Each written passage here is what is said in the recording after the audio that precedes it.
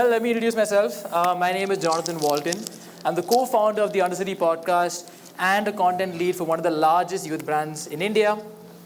Yeah, and I'm Afsal. I've co-founded the podcast with him, and I've also started my clothing brand. It's called Calico.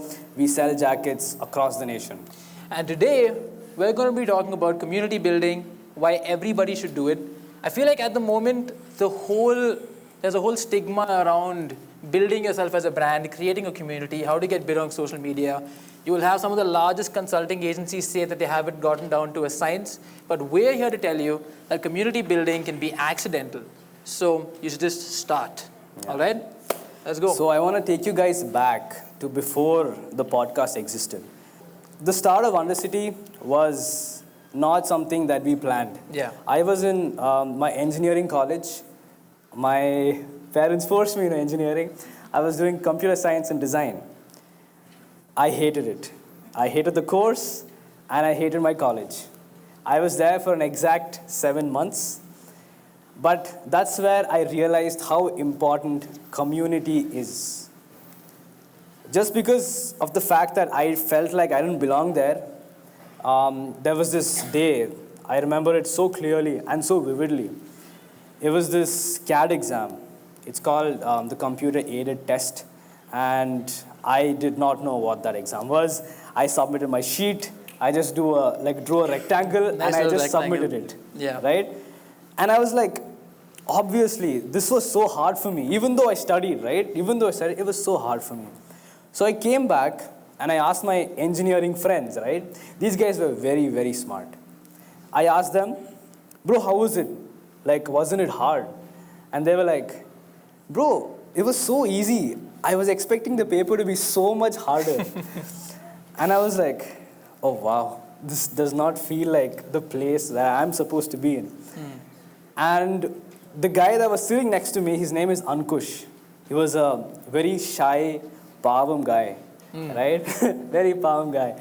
So I never take whatever he says too much to heart. No, he's not being disrespectful. Yeah, he's not being disrespectful. Yeah. So he comes to me, he's like, Afsal, I'll tell you something. I think you're a BBA guy. I don't think you're an engineering guy. And he didn't mean it out of any ill intent, but then that was my last day in engineering college, right? So fast forward to a few days ago, that was the graduation day for the college. And I have a twin sister. She was in the same college with me just before I left. And she finished her degree. So she stuck around. She stuck around. So I went for the graduation day and I was with my mom. And Ankush comes. And Ankush walks up to my mom and he's like, Auntie, your son left engineering because of me. And my mom just looked at him with like, like, oh, right. Auntie hates him, like with all her heart. Yeah. So I left engineering. This was around 3 years ago, 7 months into engineering. Then I joined SJU. That's where I met John and Shahzad. And that's where Undercity began. We reconnected. Yes. The Undercity podcast is, again, a podcast with 8 of my friends. I've known them since school. And Afsal rejoined the group by joining SJU. And where we are at right now, people come up to us and they're like, oh, how did you identify this gap? Because the trend is everybody has a podcast, and like every dude who has a good conversation has a podcast. Yeah. But then if you look at podcasts in Bangalore, there's just us. So people always assume we did some in-depth market research. We did some, market gap identification. But in all honesty, it just happened on Discord. So me and the boys, Afsal and I, plus everybody else, we get on Discord like almost every day, even now. Yeah. Right? We're employed and we're still doing it. I don't know what we're doing. Yeah. But it would happen at around 1 a.m. I remember very vividly. We were having our regular calls and we had one really deep talk where we spoke about like conspiracy theories.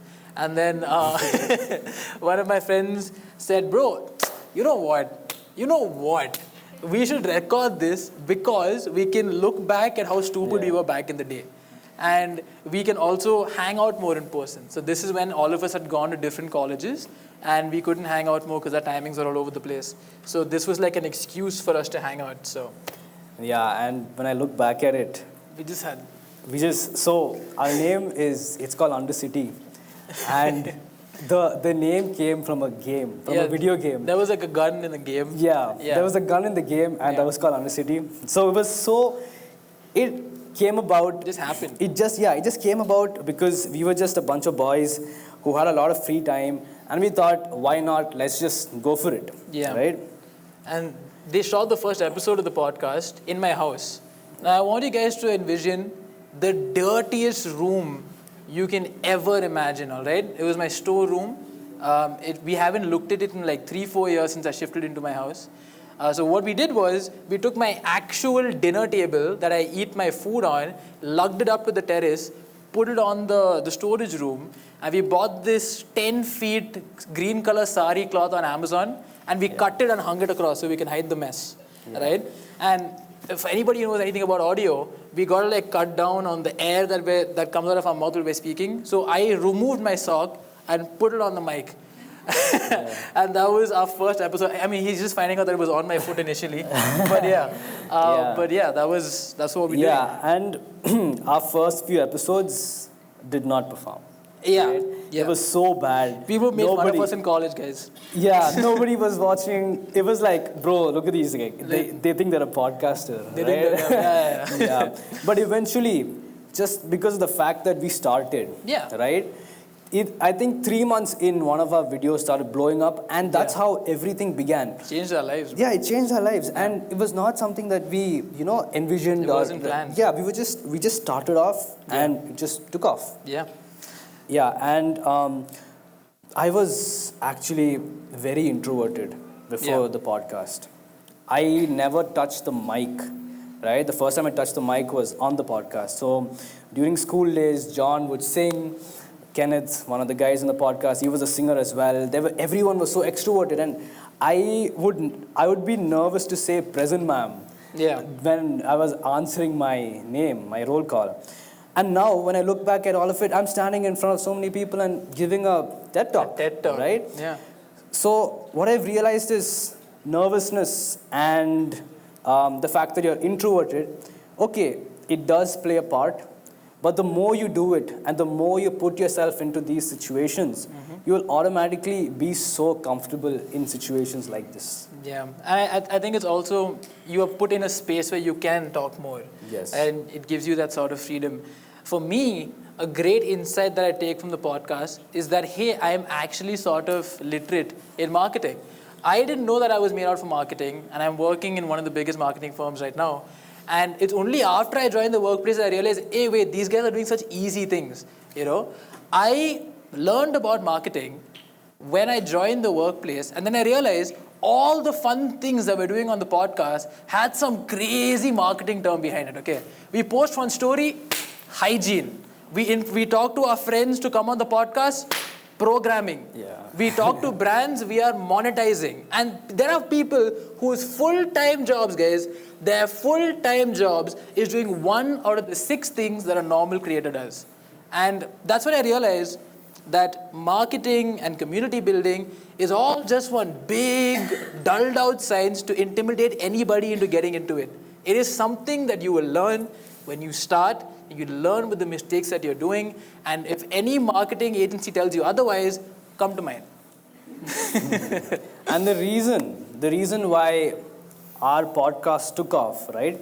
As John said, so many companies and so many marketing agencies are trying their best to get into 100K range on Instagram. Manufacturing it. Yeah. So the reason why our podcast took off was because of the fact that we were so diverse, right? Yeah. We had such a diverse group of friends. Yeah. One of our friends is from Darjeeling. The other guy is from Tamil Nadu. Yeah. We have a guy from Goa. So when we come together and speak, right, we're hinting at so many other cultures, and when we make a banter, I'm roasting everybody. He's roasting everybody. I'm making fun of this, and he's taking and talking about certain people. Yeah. So you bring about so many communities together when you are talking about certain things with so many diverse group of people. Yeah. So our first reel that went viral was us making fun of Malayalis. Right? We have any Malayalis in the crowd?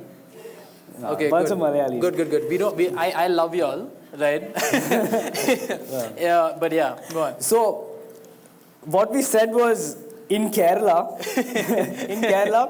if you have like a secret, right? If mom and dad fights, everybody knows about everything. Gossip is crazy. Right? Gossip is crazy. So Yeah. that was our first reel, and we didn't realize, but there are certain terms like hook. Yeah, Right? hook statements. Hook statements, that's what you use to lure people into like a reel.